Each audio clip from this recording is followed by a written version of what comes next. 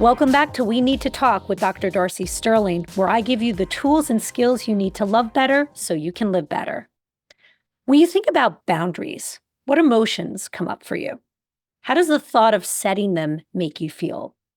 If you're like most people, the thought of boundaries brings up a mix of emotions. Since you listen to this podcast, you probably think, at least cognitively, that the idea of boundaries is an appropriate thing, that people should have the right to set them. But that doesn't mean that you find it easy or even possible to set boundaries in your life. Humans, particularly women, are raised to be social beings, and being social means being likable. And for a lot of people, likable and boundaries, they are oxymorons. They don't go together. So you got to pick one. I teach people how to set boundaries every single week.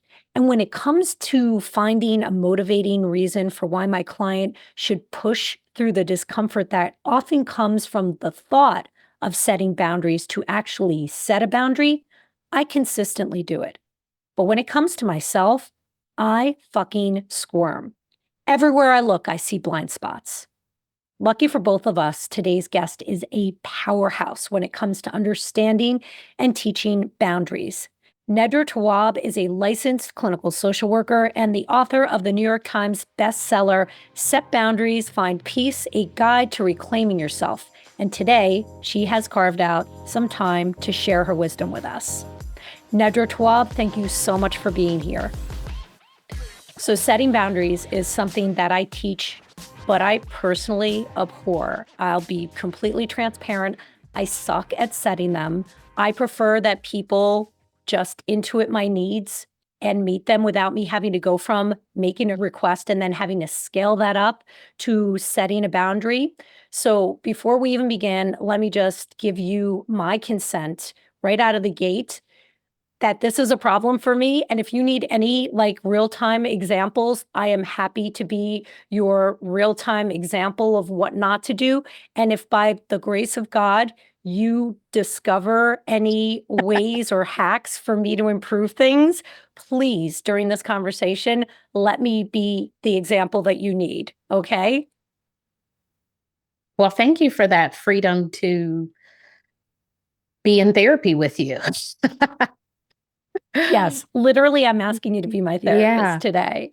But I'm going to start it's really interesting that you say you teach it. It's such an important thing, but you're really bad at it. Horrible at it. Horrible at it. Yes. And we'll get into that a little bit later. There's some background things that have gotten in the way, as with everything. The way we're raised informs our Achilles heels, our relationship soft spots throughout life. And I did not escape childhood without my own fractures and emotional shin splints. I definitely have those. Thank you for that transparency. I am curious, how did you find yourself drawn to the topic of boundaries? I felt like boundaries was drawn to me. I don't think I was like, oh my gosh, I'm going to make everything about boundaries. I think it's something we practice in life personally. And I remember the first time when I went to therapy in college, when I was in grad school, a professor said, hey, you get 6 free sessions. You're in school for social work. You probably should consider working through some of your stuff. He said this to a class after one of the students had very poor boundaries. She would take over the class and make it like a personal therapy session. And so that happens to everybody in grad school. My most cringeworthy experiences in grad school were when those people who were unaware would use the classroom as a group process. Yeah, if you had a class with this particular person, it would be like, oh my gosh, should I drop it? It's like, should I just drop this class because I don't want to hear her shit for 30 minutes when we're talking about foster care or when we're talking about, I don't know, parent-child dynamics or when we're talking about groupthink. It's like, how do you relate to everything personally? It's It's like, actually okay not to relate to everything personally. You can still share space with you people can when you have share no clue about space. what they're going through and it doesn't mirror your own experience. She had an experience for everything, as we say in the South, bless her heart. So, yeah, and during one of those experiences, a professor let us know that, hey, you can go to therapy, like generally to the class, but really to this particular person, go to therapy. That was so Uh, smooth. yeah. And so I love free stuff. So free credit card offers, whatever. I was all about it in college. So I'm like, free therapy, I'm going to go. So I started going, and maybe about the second session, I would say the therapist recommended a book for me called Where You End and I Begin. And it was a book about boundaries, particularly boundaries for people who've had, sexual abuse or emotional abuse, physical abuse, who come from complicated family backgrounds. And it talked about how challenging it is to believe that you're even worthy of having boundaries and that you can actually have them in your current relationship. So that book was so good because one of my biggest boundary issues at that time was people desiring things from me that I didn't want to give. And Mm. sometimes I didn't even have it to give. It could be money, it could be my time, it could be information. I just felt really pulled. And I felt bad about saying no and centering myself and standing up for myself. I would do it. Like, I'm a person who, I don't want to say, being assertive comes naturally, but I do it because I feel like if I don't, I'm going to explode. Right. So Mm. I do it, but I do feel bad. so I was, so I was trying to remedy the feeling bad part of it. Like, why do I feel so terrible for telling them they can't borrow my car? Like, just, I wanted to feel good about saying this hard thing. And, this book helped me understand why I felt bad. And also, you're just going to feel bad sometimes. That doesn't mean that you don't need to say this thing. What you're saying is to a person you love, you care about, they're wanting this thing from you. And you're just saying, as a part of what I have or what I don't have, I cannot offer this. Well, that's So, disappointing because what I hear you saying is that there's no way of bypassing the bad feelings that come from setting boundaries, and that the way yes. around that bad feeling is to not set boundaries, correct? Yes, yes. So, yeah, I feel like there were just things aligned in life that got me to that point. So that was my first recognition of the word boundaries. I did not know what boundaries were before that point. That must have Before, been so reaffirming for you that you yeah, literally because didn't have the language boundaries. I did not have the language, but I had the behavior. And so from there, once I became a practicing therapist, I saw that other people were having boundary issues. They didn't have the language and they didn't have the behavior. They were being walked all over. They were trying to balance too many things, and it was really just impossible. Sometimes people were being taken advantage of because they were people pleasers. Sometimes people were suffering in silence because they didn't know how to accept help or to speak up for themselves.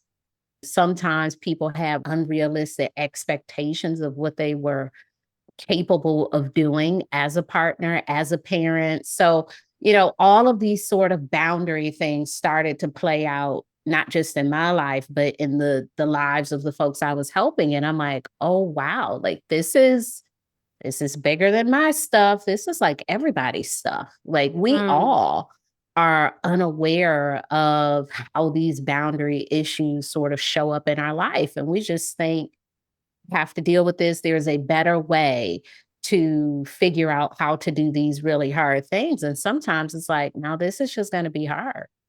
You're going to have to tell them no, and they're going to be really mad at you. You Yeah. will have to maybe do less, or, like all of these different techniques for figuring out how to manage your boundaries started to come to the forefront in my practice. And it just became this common denominator because I'm imagining, like in my practice, when you're talking about interpersonal relationships, there's no doing that without referencing boundaries. It's really not. I think that it is a word that we hear so much now that it's like, oh my gosh, is every issue a boundary issue? Well, is the in 50% of sentences? Yes. That is such a great response. That was so good. It's like, I it's thought that was very going in a useful. completely different direction. I thought we were going to be talking about overusing clinical terms. No, that is not where this went. No, I do think it is misused. Is it overused to describe what's happening? Probably not. I don't always think we need to use the B word though. I rarely, in my practice with my clients, I rarely use the word boundaries. The reason that I know that my clients are following me on social media or they've read my book is they start to use the word boundaries. Yeah. They will say, because of my boundaries. And I'm like, where did you learn this word? Because I don't say it. We just talk about the scenarios in your life and we have ideas about how to remedy some of those. We do all of these things, but we're not using the word boundaries. I think that's the part that's more popular is that we're using the word. It's like we're not talking about the stuff on our hair. We're saying hair all the time. My hair, my hair, my hair. And it's like, we've always had hair, people. And I do this as well in my practice. I help people navigate interpersonal relationships all day, every day. I'm not Mm-hmm. labeling things with the terms. I'm not having a parallel process where I'm also giving a tutorial on the clinical interventions that I'm utilizing at any given moment. It's just a Mm-hmm. language I'm fluent in at this point, and it comes naturally to me, and I'm not Mm-hmm. labeling things. So, do you think that when we label things as boundaries, perhaps we're skirting some of our own responsibility by saying, well, I just have to set boundaries. I just have to set boundaries because if the boundary were clear, people wouldn't have to say that. Mm. So I wonder if people are not fully owning their side of the street and articulating things as clearly as they think they are or as they wish they were. And then they fall back on this concept that we're very familiar of, in part because of you, which is boundaries are healthy and they're appropriate. Well, I think there is some not overuse of the term, but misusing the term, right? Sometimes people are making statements, and I've heard them say, I just had to sometimes very mean things. I had to cuss them out because I needed to set my boundaries. Well, that ain't in my book.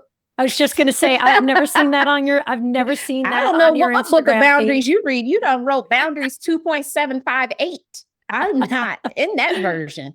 But sometimes people are advocating for themselves and they're so proud of the work they're doing that they're saying, I place my boundaries. I set my boundaries with this person. And that's great and wonderful. But actually in their delivery of what the boundary is, they may not be using the word boundary. They may be saying something like, hey, let me call you back when I get a chance to talk.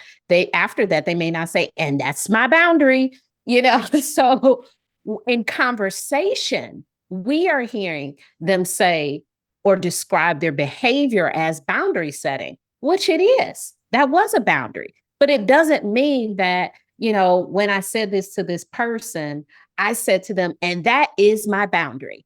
Right. We don't need to say that as we're communicating it. So, how do you define the term boundary? Well, I think boundaries are a personal practice of what makes you feel safe and comfortable in relationships. One of the things that I often see people do is try to make people do certain things and say that that's a boundary.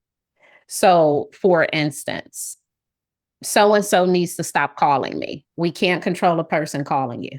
We Mhm. can control whether your phone is on, if you have on a do not disturb, if you tell them directly, hey, do not call me after such and such, or call me once per day. Like, there are a lot of things you could do to manage that situation. But here's the thing, as long as you have a phone and they have a phone, they can actually call you as much as they want to. Now, reasonable people will listen to what you say and just won't do it because they understand, oh, okay, fine. Right. But there are some people who will say, well, that's not what I want in this relationship. And I want to call you. And they can. You don't have to answer. This is where your boundaries come Mhm. in. Yeah. You don't have to answer. You don't have to be available. There's a lot of things you can do to manage those situations with people. People are always asking me for advice. Are you telling them? Are you giving them advice? Like, Right. will they maybe stop asking if you stop offering advice? So a lot of times when I hear the word people, I understand that as you are not actually implementing any boundaries. You want these people to be different without you Right. having to do the work of placing the boundaries in the relationship. That would be wonderful if people just stop doing things. I don't even Yeah. have a book about that. I would Uh-huh. love to write a magic potion I was just going to to, say, in magical thinking around oh my boundaries, that's the gosh. title. Yeah, it's really magical thinking to think that we can make people do these things and show up in ways that we want them to. It's really up to us to figure out, like, okay, so here's the situation. What can I do in it? So, what I hear you saying is that, and I find this to be the case, particularly with young people, and especially when they're interacting with people outside of their generation or their like immediate age range, because we do socialize with people who came up with us in a Mhm. way where there is a shorthand. We don't have to spell things out as clearly as we do with somebody from a different generation. And when they feel that friction because the person's not mind reading, they'll often report to me that they're having difficulty in this situation, in that situation. And then my job becomes helping them to navigate it and sometimes to directly set a boundary, which again, like you, I don't use the word boundary.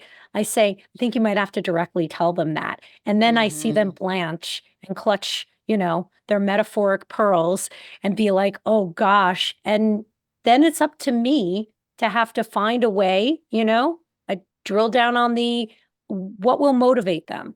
What will Mhm. motivate them and help them feel entitled to setting a boundary?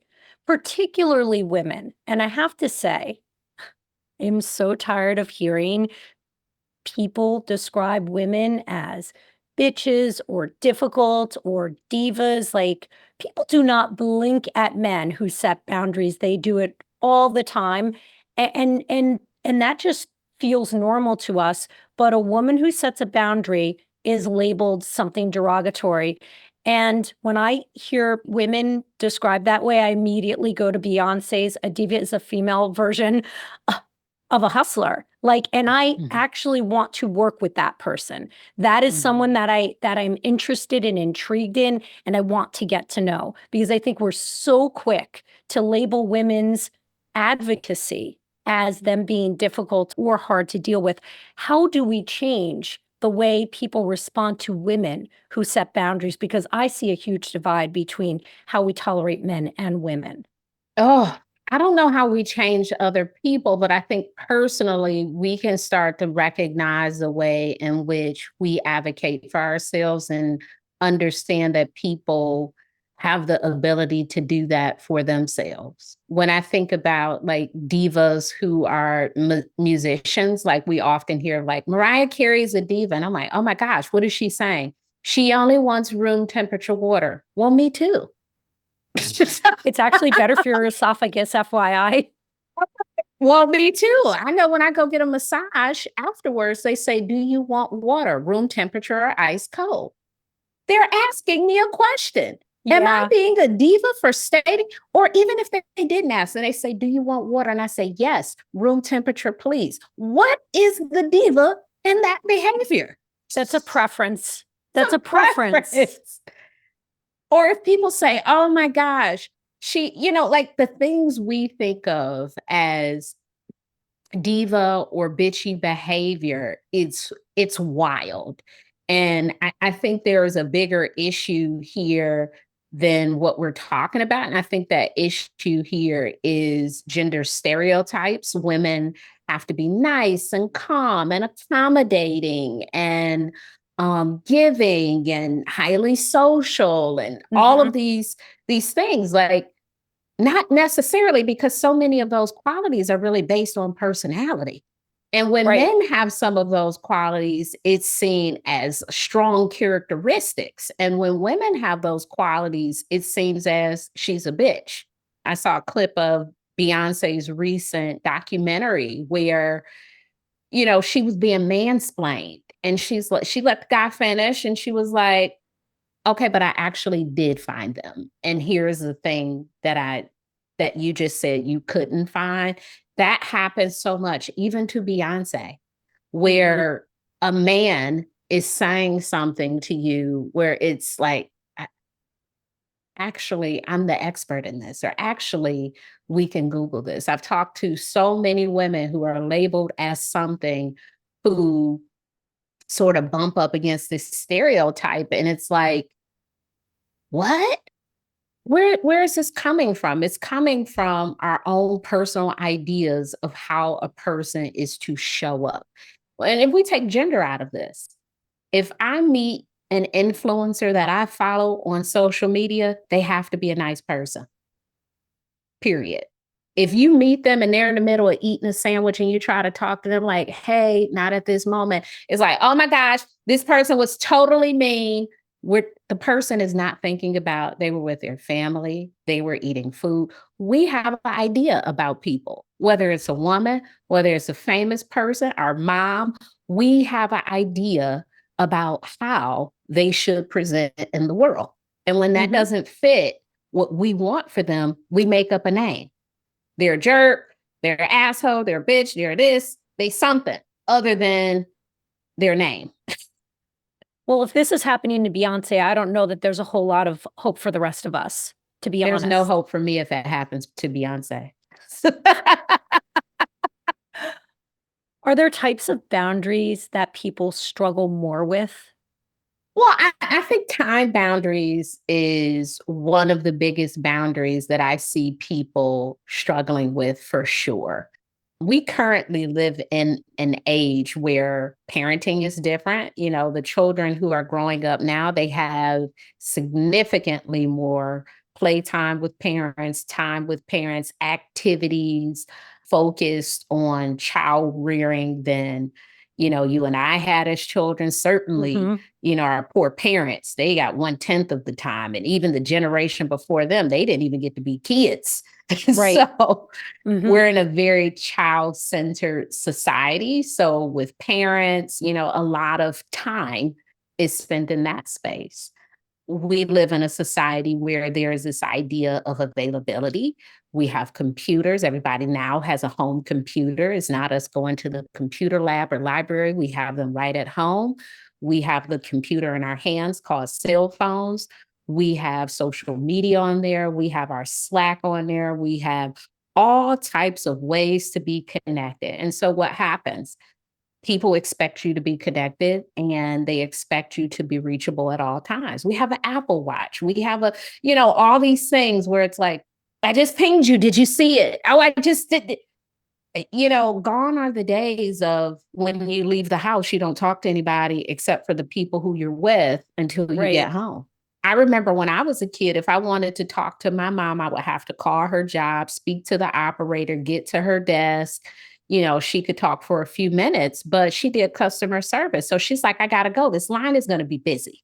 It was like, I can't even do multiple talks. No one can even click through. It was like, we were more of a society of monotasking. Now Hmm. it's like The gone. expectation is that we're doing 10 things at any given moment and we're not Yep. sweating it. And if we refuse to do that, again, that's a boundary that Hmm. you don't necessarily use the word to describe every time you're like, hold on a sec, let me just finish that one thing before you tell me something else. And that can be perceived as being rigid or difficult. Yeah. And you know what I'm starting to see, and I don't know if you're starting to see this in your practice. People are now reporting having more ADHD symptoms. They're Absolutely. reporting, and I'm almost I'm thinking this is a result of multitasking. Hmm. We have to We reprogram ourselves to monotask to be able to sit down and read a book we have because fractured, no, for real, that is so legitimate. We have fractured our attention span because yeah, we're getting information in such bite-sized amounts that we don't have the neural networks regularly exercised to sit down and read a book anymore. it is a real problem. Like people are like, oh my gosh, my attention, I'm like, I think a huge part of it is we're doing too much. Hmm. And the solution is really we have to focus on one thing at a time and we have to do less. I read a book 3 years ago called A World Without Email, and it completely changed how I work internally with my Mhm. team. I do not want communications through email anymore. I My clients will communicate with me that way, but internally, I have scheduled calls. I keep my inbox down to close to nothing, and my my bandwidth is so freed up now because of that. It has improved my life vastly. Really, really Mm. done a good job.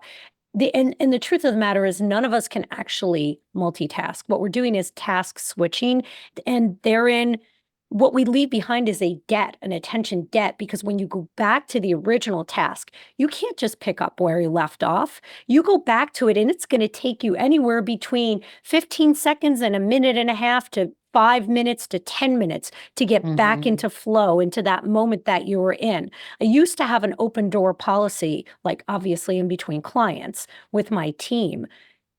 And I have to tell you, one of the upsides to COVID and working virtually now and working out of my home, so the whole team is virtual now, one of the upsides to that is that I get so much more done and my stress level is just so much lower because I'm not bracing for the interruptions every 5, 10 minutes. I can just be in Mhm. flow and deep thought and do what I need to do and get it done. And it's better quality and it's faster, and my nervous system's not as jacked up as it used to be.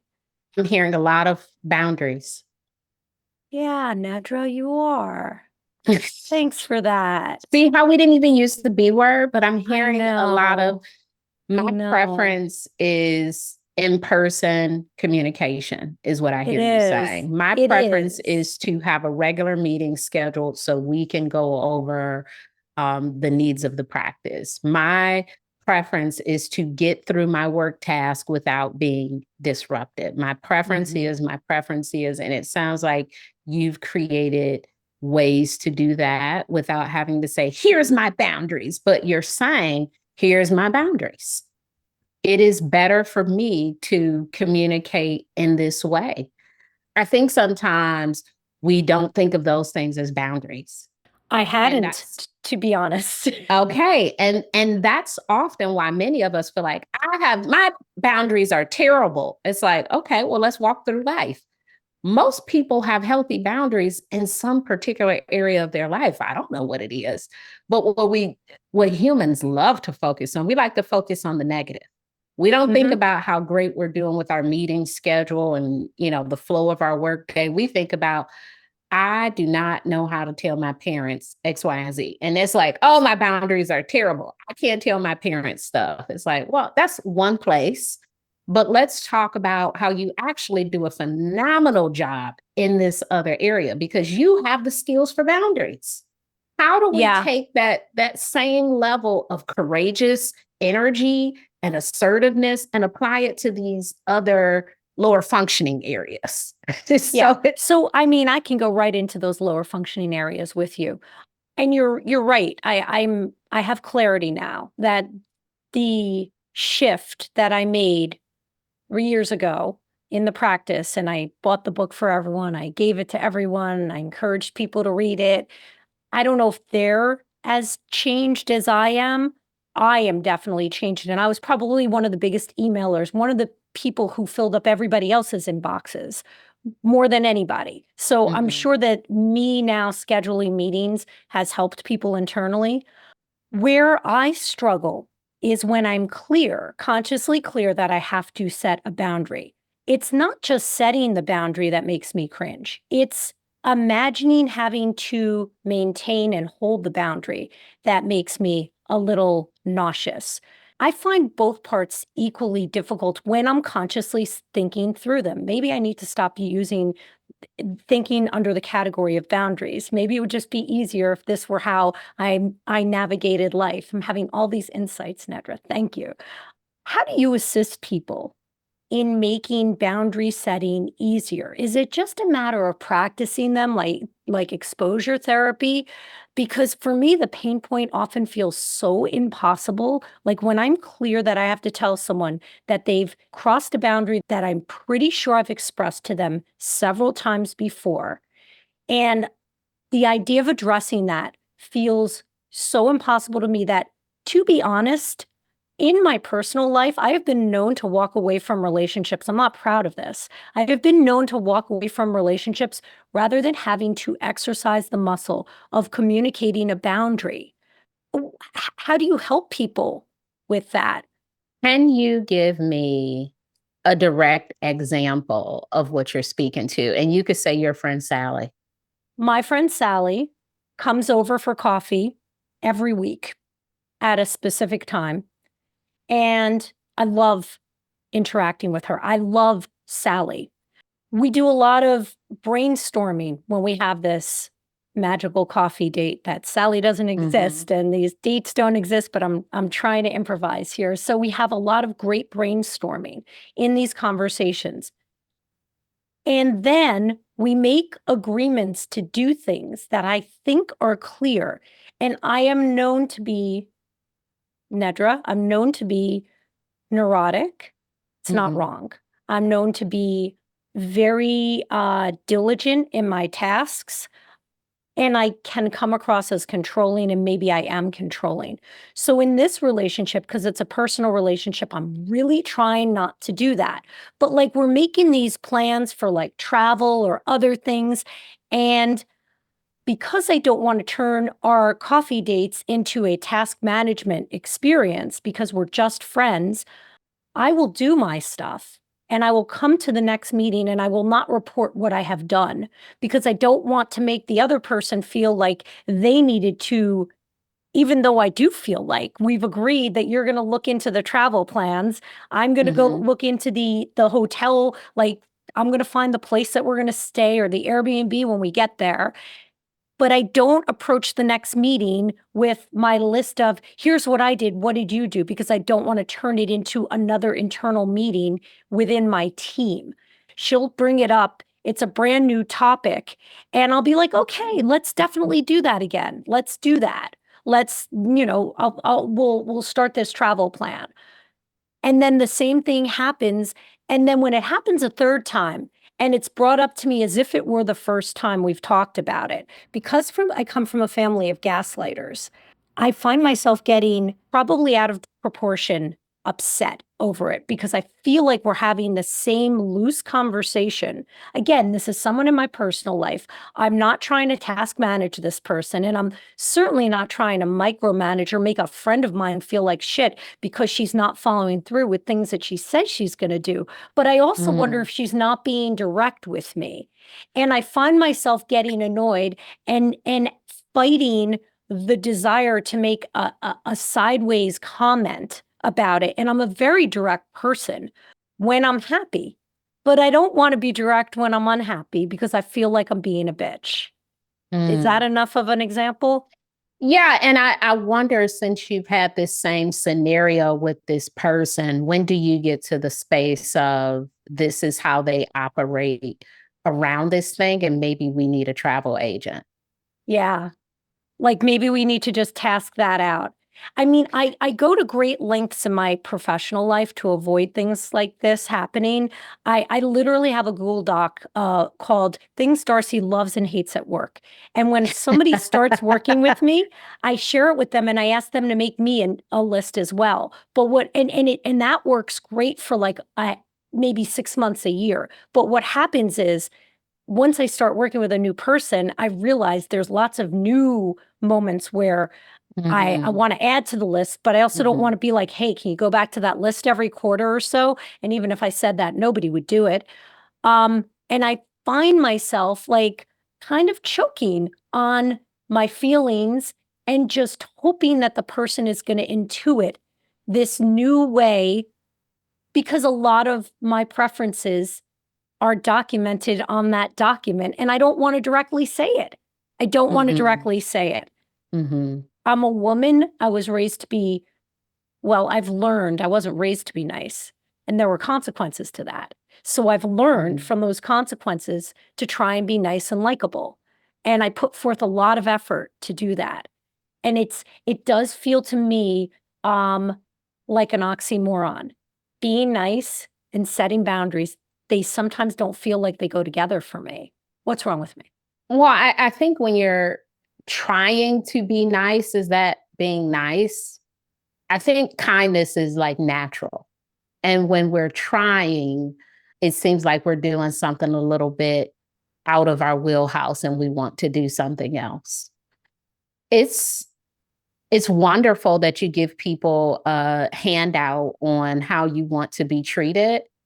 Some people will read that handout and they will run with it, but we live with such a variety of different types of people in the world that there are people who will look at that handout and, toss it. And they're not going to pay much attention to it. Like, I'll just figure it out. And some people aren't trying to figure out how to better work with you. They don't care. They want you to work with them. Yeah. That's just like people who aren't the most pleasant to be around, never think that they aren't pleasant to be around. It's like, why people don't call me? And I'm thinking of 40 reasons. I'm like, oh, I know 40 reasons why people, I don't even know why I'm here right now. I want to leave. I want to get out of here. So, I think sometimes we assume like, oh yeah, people want to engage me in a certain way, and they do not. They have their own agenda for how they want to show up in relationships. My work is to figure out our people. And so if I figure out, I have a friend who will take on the task of planning trips and actually do no work. She will say, I'm going to figure out 2 reservations. I'm going to call a hotel. I'm going to do X, Y, and Z. She won't do it.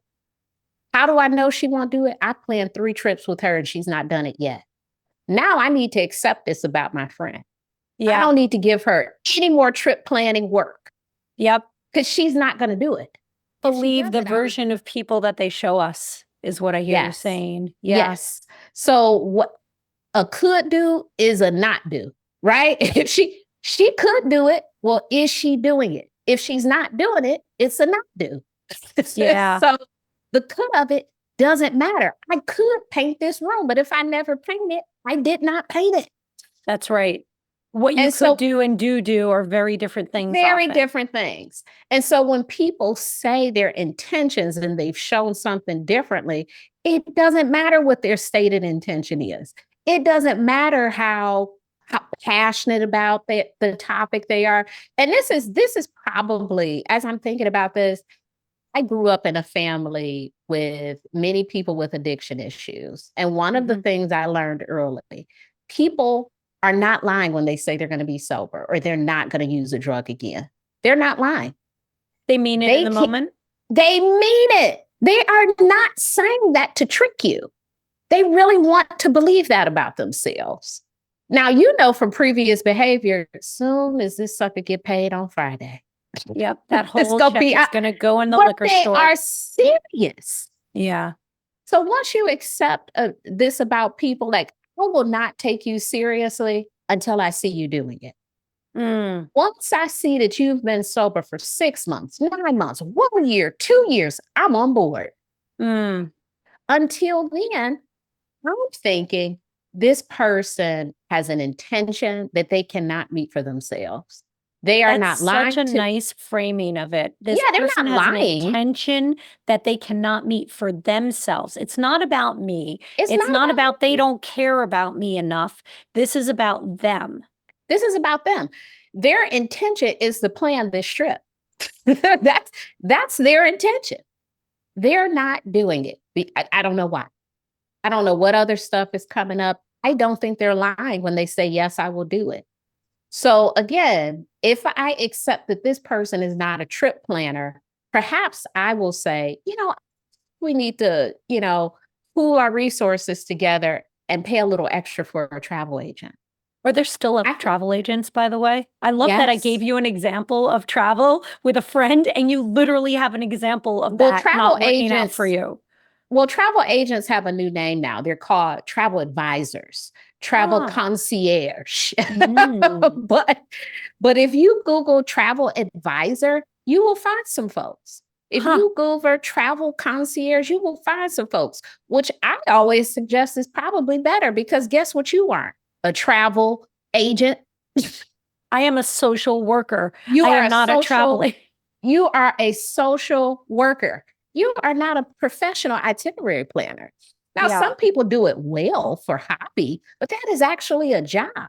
No, for real. It totally is. There is a person who could help you with this thing that is outside of yourself and your friend. I think about this with couples and their task in the household. One of the things that I often suggest to people living together is save your relationship, get a housekeeper. Mm-hmm. Because what you are not going to win is this battle of getting this other person who does not like to clean, who has proven week after week that they don't like to clean toilets. What you Mm-hmm. will do is clean the toilets, resent them, start to allow that to show up in other areas of the relationship because they won't clean the bathroom. Ask this person for $60 or whatever a housekeeper costs in your area. I need $60 from you every week. Yep. No more Starbucks, buddy. I need your 100%. $60. We have to get a housekeeper because I love you. I we mean, that cannot the argue. house co-managing cohabitation is one of the biggest pressure points I see in relationships. So here's a question using that example. How important is the delivery of the I've hired a housekeeper conversation? Like, how important is the way we communicate the boundary, the preference to the other person? Because it is a negotiation when it's another person, especially if it's our personal life. Well, I think it is a negotiation, and I think it also matters if the other person cares about this topic or not. Because sometimes we're trying to bring a person on board and they don't even care about it.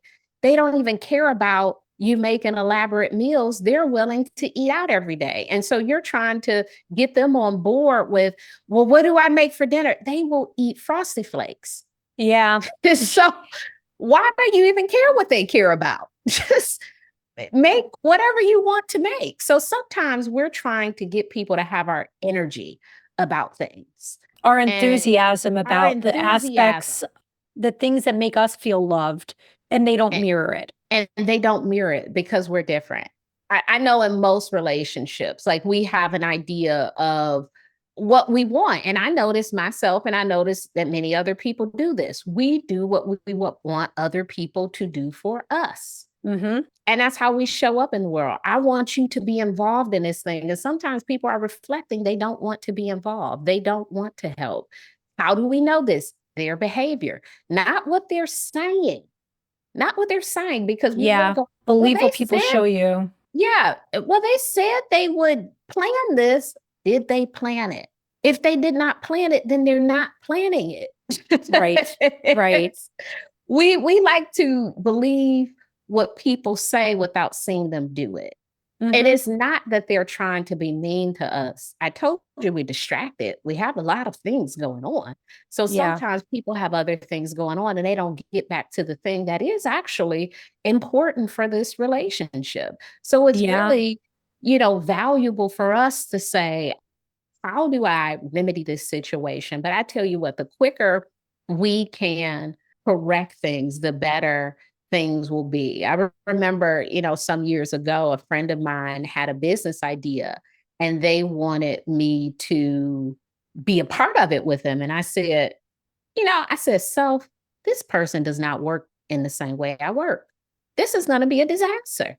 Let's be doing all the work. Because when I do something, I do it full tilt. Mm-hmm. And so I had to say no to them because we wouldn't be in a relationship. Right. We could no longer have a relationship because we have different working styles. I don't care that you're saying to me right now, I would do this, I would do that, I would do this. I've not ever seen you do those things. Yeah. And you're very generous. You call it working styles. I call it work ethic. Sorry. And I am judging. I am absolutely judging the person who committed to working with me, that people, I don't go into business or joint ventures or partner with people in mid or long-term projects who I don't know. People know who I am. Who I present as, that is the same person you're getting 10 years down the road. Maybe a little bit crankier at times, but basically the same bullets. The same tenacity is the way I approach things with tenacity. And it's not easy for me because I drive myself crazy, and it's not easy for other people because they're just like, why are you still working like you're an intern? And I get that, but that's just me. That's just me. I know I've been doing this 28 years. I still work like I have to prove myself. But Nedra, you know that there are some people who you're crystal clear with, and you're like, listen, I prefer it when instead of saying you always do this, if you say you often do this, often feels so much better than always to me. Sometimes feels better than never to me. I don't like those global words. So, for example, there are some people who you'll say, please don't use the word always and never with me. Makes me feel instinctively defensive. And I immediately brace for impact. It's not going to help me be vulnerable or open or even hear what you have to say. And the person speaks English, they're cognitively functioning, they're nodding, they understand, they've heard this 3, 4, 5 times, and they still don't do it. What are you doing with people like that?